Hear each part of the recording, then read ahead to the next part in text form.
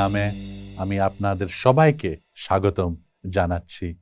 কল্পনা করুন আপনার প্রিয় মা বা বাবা আপনাকে একদিন জিজ্ঞেস করল, তুমি কি আমাকে ভালোবাসো? প্রশ্নটা শুনতে খুব সহজ, কিন্তু উত্তর দেওয়া সব সময় সহজ নয়। কারণ ভালোবাসা শুধু মুখে বলার কথা নয়, এটা প্রমাণ হয় আমাদের জীবন দিয়ে। এবার আরেকটা প্রশ্ন, যদি যিশু আজ আপনার সামনে বসে, সব কিছু নিয়ে কথা বলার পর শুধু একটা প্রশ্ন করেন, তুমি কি আমাকে ভালোবাসো? তাহলে আপনি কি উত্তর দেবেন?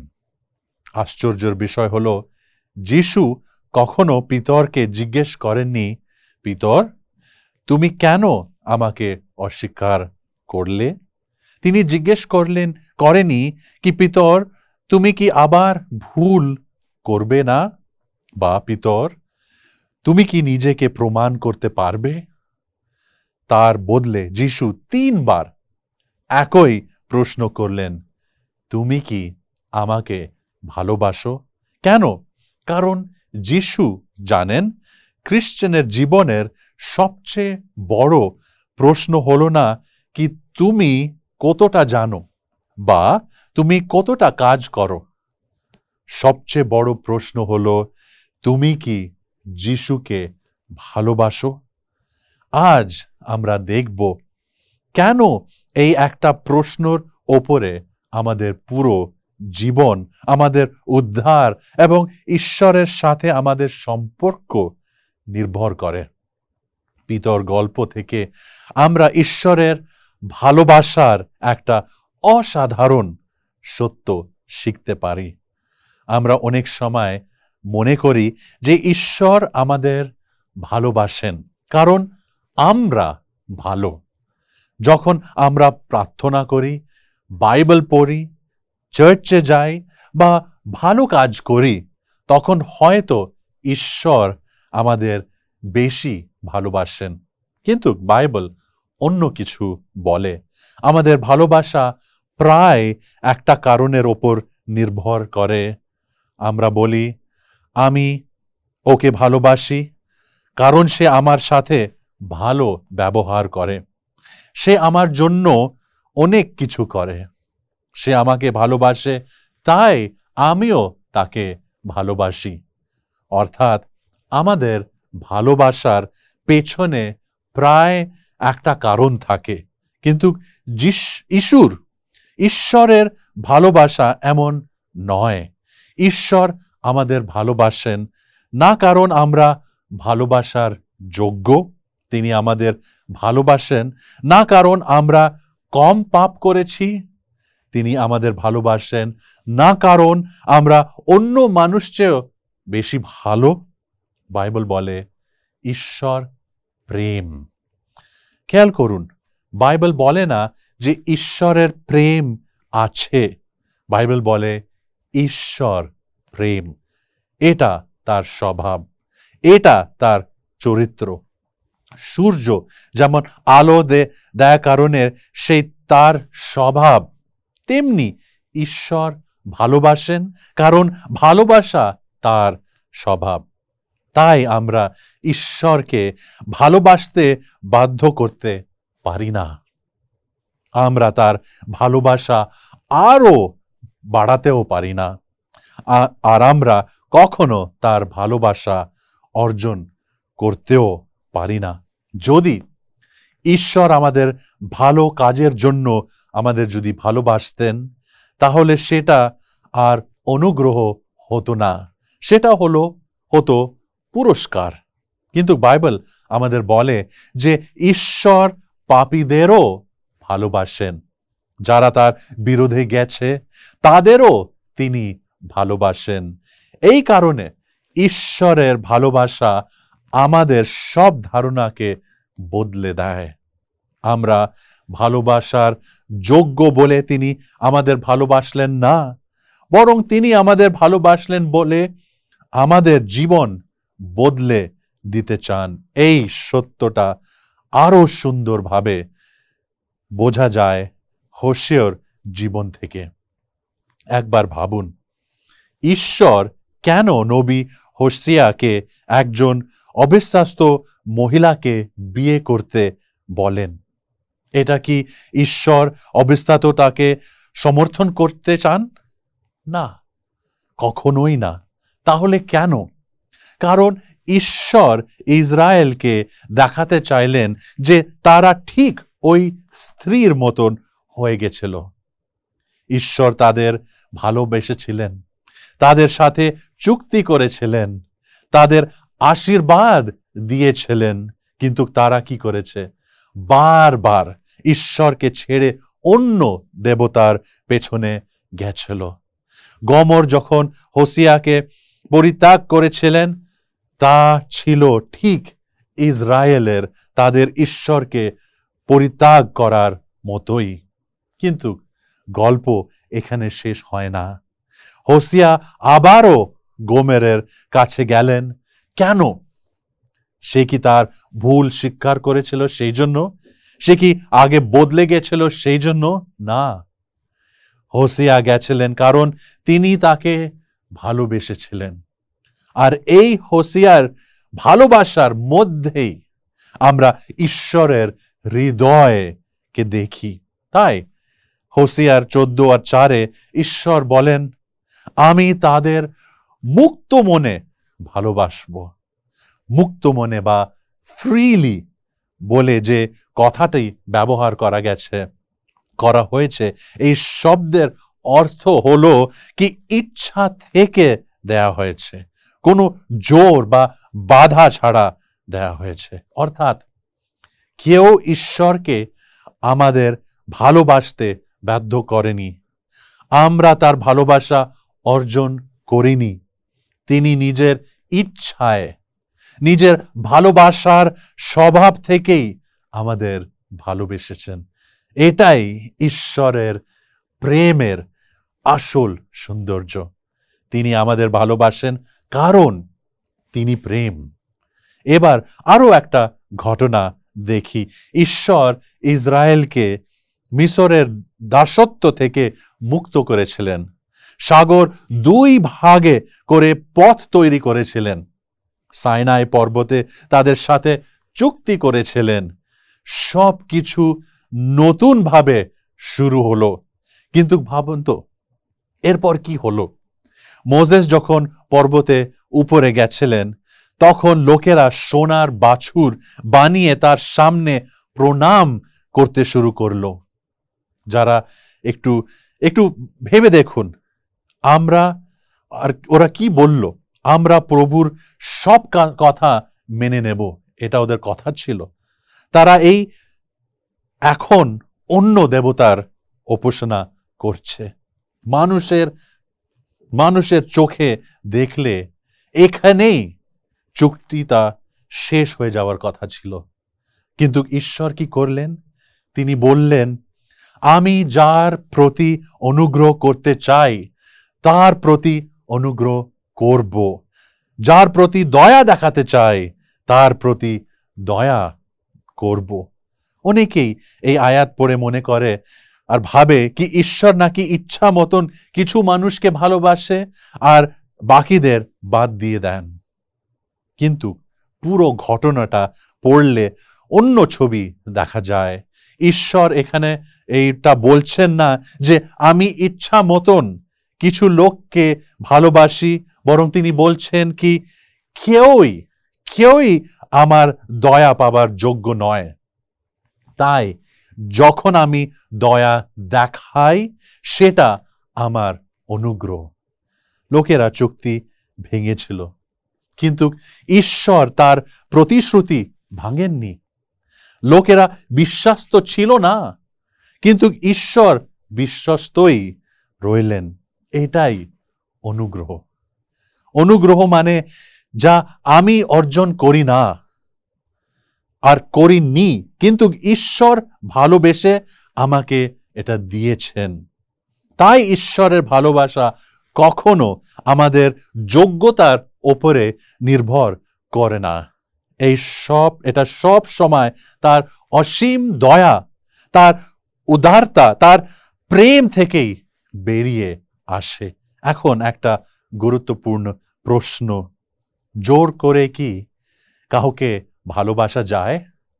ধরে নিন কেউ আপনাকে বলল কি তোমাকে আমাকে ভালোবাসতে হবে। এটা কি ভালোবাসা? না, এটা ভয়, এটা চাপ, এটা। আর আসল ভালোবাসা কখনো জোর করে পাওয়া যায় না।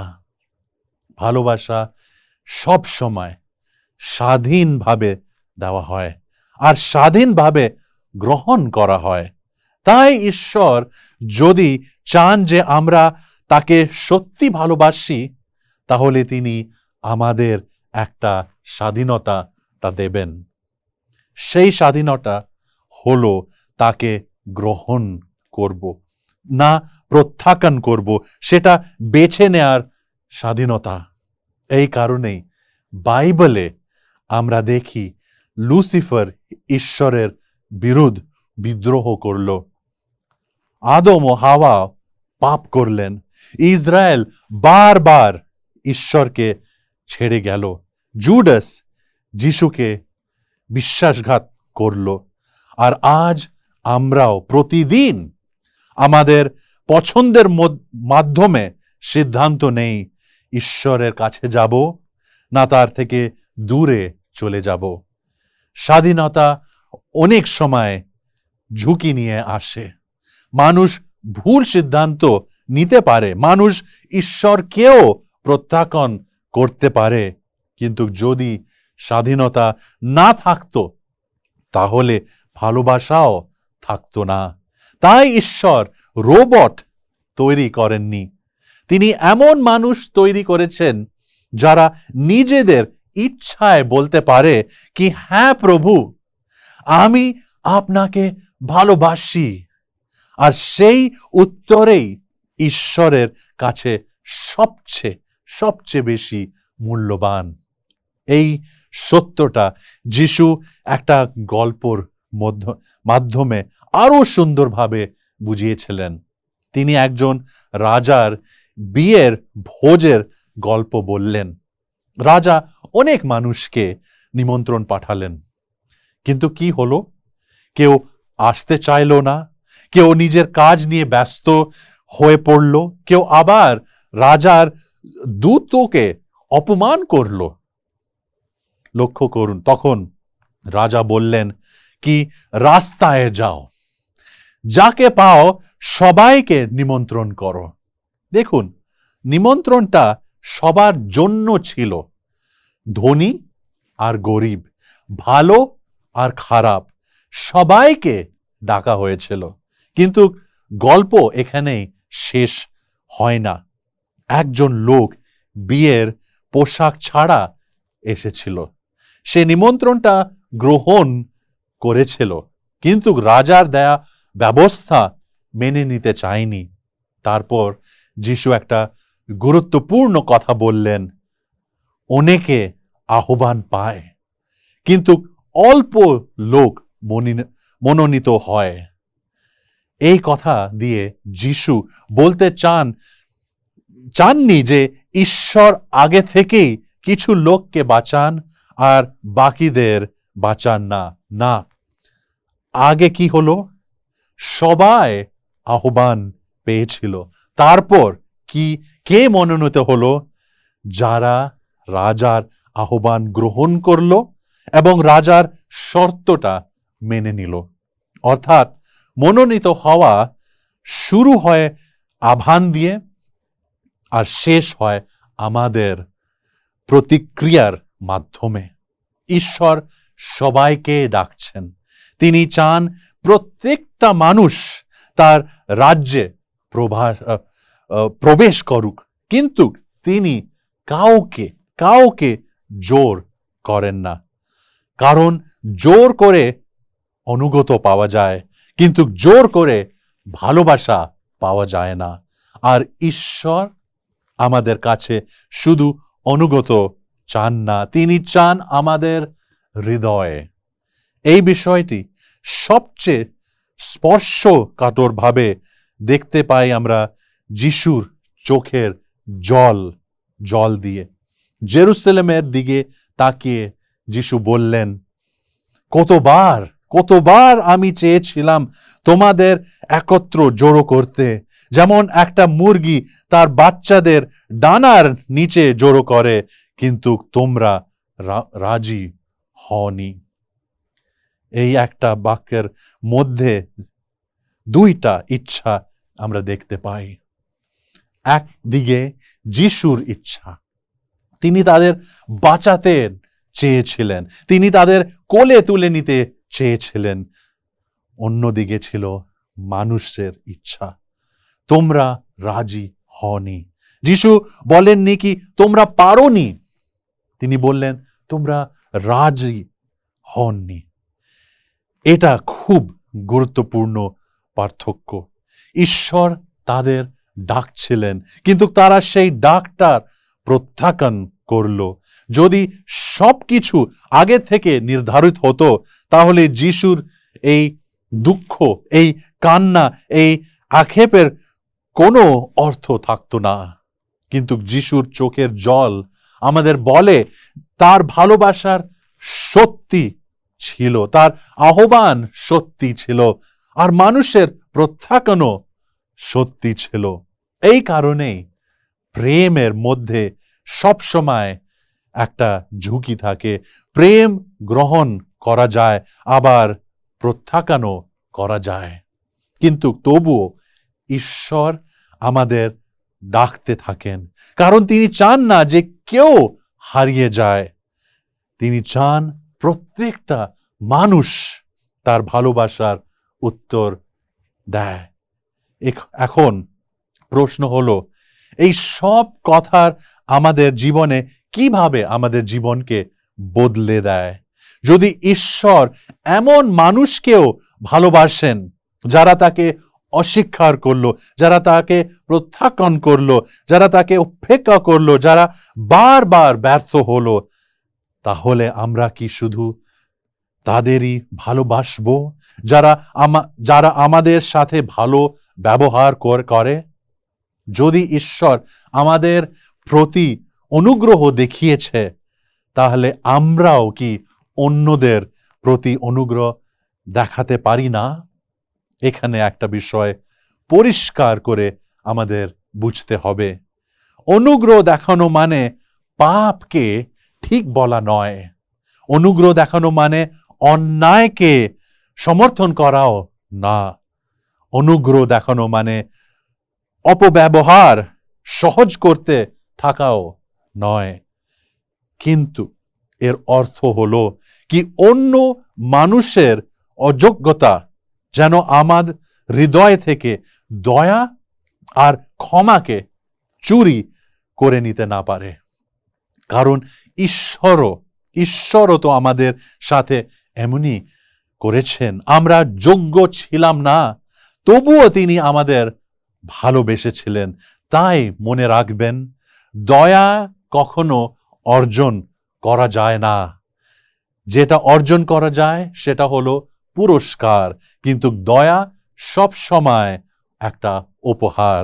আর অনুগ্রহ সব সময় এমন কিছু যা ঈশ্বর আনন্দের সাথে দেন, যদিও আমরা তার যোগ্য নয়। যখন আমরা এই রকম ভালোবাসতে আমরা যখন শিখি, তখন মানুষ আমাদের মধ্যেও যিশুর চরিত্রকে দেখতে পারে। আমাদের আজকের আলোচনা যেখানে আমরা শুরু করেছিলাম, সেখানে আবার ফিরে আসি পিতরের কাছে। পিতরের জীবন সবচেয়ে বড় ঘটনা তার অস্বীকার নয়। সবচেয়ে বড় ঘটনা হলো যিশু তাকে ছেড়ে দেননি। পিতর ভেবেছিলেন হয়তো সব এখন শেষ, কিন্তু যিশুর কাছে গল্প এখনো শেষ না। তাই যিশু আবার তার সামনে এসে দাঁড়ালেন, আর আবারও সেই একটা প্রশ্ন করলেন, পিতর, তুমি কি আমাকে ভালোবাসো? খেয়াল করুন, যিশু পিতরের অতীত নিয়ে বেশি কথা বলেননি। তিনি তার ব্যর্থতা নিয়ে তর্জন গর্জন করেননি। কারণ যিশুর দৃষ্টিতে পিতরের পাপের দিকে ছিল না, তার দৃষ্টি ছিল পিতরের হৃদয়ের দিকে। আজও যিশু আমাদের প্রত্যেককে সেই একটা প্রশ্ন করছেন, তুমি কি আমাকে ভালোবাসো? হয়তো আমরা ভাবি যে যিশু জিজ্ঞেস করবেন কি তুমি কত বাইবেল পড়ো, তুমি কতটা কাজ করো, তুমি কতটা দান করো। কিন্তু তার আগে যিশু আমাদের হৃদয়কে দেখতে চান, কারণ যখন আমরা তাকে সত্যি ভালোবাসি তখন অনুগত, সেবা, বিশ্বাসতা, ত্যাগ আর শেষ পর্যন্ত অবিচল থাকে। সবকিছুই সেই ভালোবাসা থেকেই বেরিয়ে আসে। পিতর শেষ পর্যন্ত বলছিলেন, প্রভু আপনি সব জানেন, আপনি জানেন যে আমি আপনাকে ভালোবাসি। আর যিশু কি করলেন? তিনি শুধু পিতরকে ক্ষমা করলেন না, তিনি পিতরের ওপর বিশ্বাস রাখলেন। তিনি বললেন, আমার ভেড়াগুলোকেও তুমি দেখো। কি অসাধারণ অনুগ্রহ! যে লোক 3 বার যিশুকে অস্বীকার করেছিল, তিনি ভাঙা জীবনকেও পুনরুদ্ধার করেন, তিনি পাপীদেরও ক্ষমা করেন। এটাই ঈশ্বরের ভালোবাসার আসল রূপ। তাই আজ নিজেকে একবার এই প্রশ্নটা করুন, যিশু যদি আজ আমার সামনে বসে আমাকে এই জিজ্ঞেস করে কি তুমি কি আমাকে ভালোবাসো, আমি কি উত্তর দেব? প্রার্থনা করি কি আমাদের প্রত্যেকের উত্তর হোক পিতরের মতন, প্রভু আপনি তো সব জানেন, আপনি জানেন কি আমি আপনাকে কত ভালোবাসি। এটাই আমাদের প্রার্থনা হোক। আমেন।